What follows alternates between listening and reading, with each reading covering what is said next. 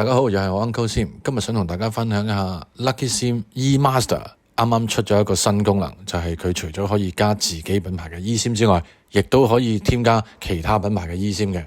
今日就同大家嚟一個實操，睇下我哋究竟點樣操作。當然喺開始之前，咁我都要簡單同大家分享一下，如果你係一個新用戶，到底應該點樣加一個 Lucky Sim eMaster 喺你個電話入邊。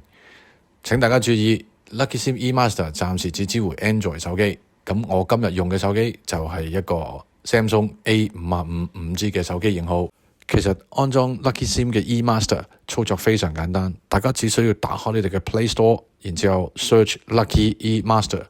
就可以進行下載。喺呢個 case 我就已經下載好 Lucky Sim eMaster 嘅呢一個 application， 所以我就會直接跳去下一個操作。當大家購買咗 Lucky Sim 嘅 eMaster 之後，記得將嗰張 SIM 卡放落你手提電話嘅 SIM 1嗰個卡槽入邊。當你安裝完成之後，你就可以打開 eMaster 嘅 Apps， 然之後添加一張 eSIM 到你嘅 eMaster application 入邊啦。撳完添加之後，畫面就會出現兩個選項，第一個就係 Scan QR Code， 另外一個就係輸入啟動碼。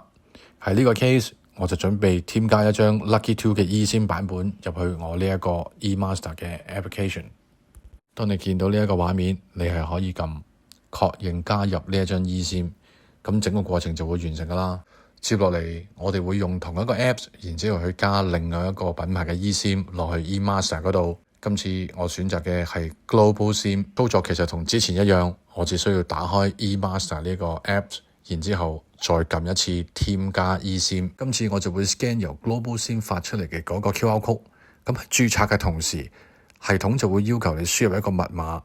而呢個密碼喺你同 Global SIM 購買呢張 eSIM 嘅時候，佢就會用電郵通知你，只需要輸入翻嗰一個密碼，然後撳確認。等系統確定完成，呢一張 Global SIM 嘅 eSIM 就已經成功加入到我呢個 eMaster 入邊噶啦。提提大家，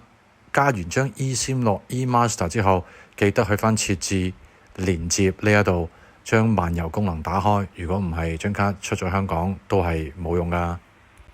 打開完漫遊功能之後，你可以去翻 eMaster 呢個 App 入邊揀翻一張合適嘅 eSIM， 將佢打開，咁你就可以去旅行啦。最後仲有一樣嘢想同大家分享嘅， Lucky Sim 嘅 eMaster 最多係可以儲存10張 eSIM 嘅。今次我用嘅係 Lucky 2 50國漫遊數據卡，佢係一張連卡，入邊包含咗12 G 漫遊數據，再加5 G 嘅本地數據。今日嘅分享到呢度，歡迎大家留低任何意見啊 comments， 下次見，拜。